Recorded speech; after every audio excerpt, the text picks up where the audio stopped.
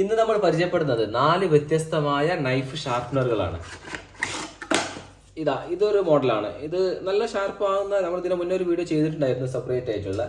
ഇത് 4 കൂടിയിട്ടുള്ള ഒരു വീഡിയോ, ഇതിൽ ഏതാണ് നല്ലതെന്നുള്ളതും എങ്ങനെയാണ് ഉപയോഗിക്കുക എന്നുള്ളതും കൂടിയിട്ടുള്ള ഒരു വീഡിയോ ആണ് ചെയ്യുന്നത്.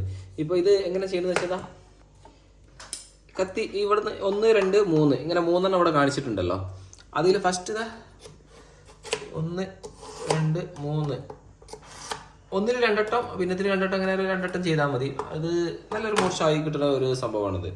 നല്ലൊരു ഷാർപ്പനറാണ്. അതുപോലെ പണ്ട് കാലങ്ങളൊക്കെ ഉണ്ടായിരുന്ന ഒരു കല്ല്, ഇതും അതിൽ പെട്ടത് തന്നെ.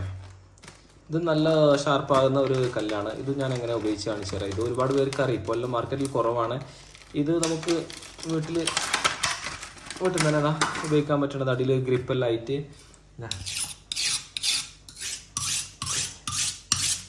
ഇങ്ങനെ മൂർച്ചം കൂട്ടാൻ പറ്റണതാ. അതൊക്കെ നല്ല മൂർച്ചയായിട്ടുണ്ട്. ഇതും അങ്ങനെ ചെയ്യാൻ പറ്റും. പിന്നെ അതേപോലെ ഒരു കല്ല്, അതൊരു ഗ്രിപ്പൊക്കെ ആയിട്ടുള്ള ഒരു കല്ലല്ലേ, അതിലാണ് ഒന്നുകൂടി കൂടുതൽ ക്വാളിറ്റി ഉള്ള ഒരു കല്ലാണിത്. ഇത് അതേപോലത്തെ ഒരു കല്ലാണ്. ഇതിൻ്റെ ഉപയോഗം അങ്ങനെ തന്നെയാണ്. പിന്നെ ഇനിയൊന്ന് ചെറിയൊരു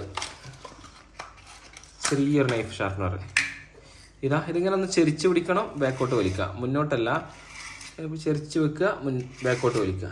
ഒരു 3 വട്ടം വലിച്ചാൽ മതി. ഇത് നല്ല മൂർച്ച കൂടുന്ന സംഭവമാണ്. ഇപ്പോൾ ഇതിൽ ഏറ്റവും നല്ലത് ഏതാണെന്ന് വെച്ചാൽ, എല്ലാത്തിനും ഓരോരോ മാറ്റമുണ്ട്.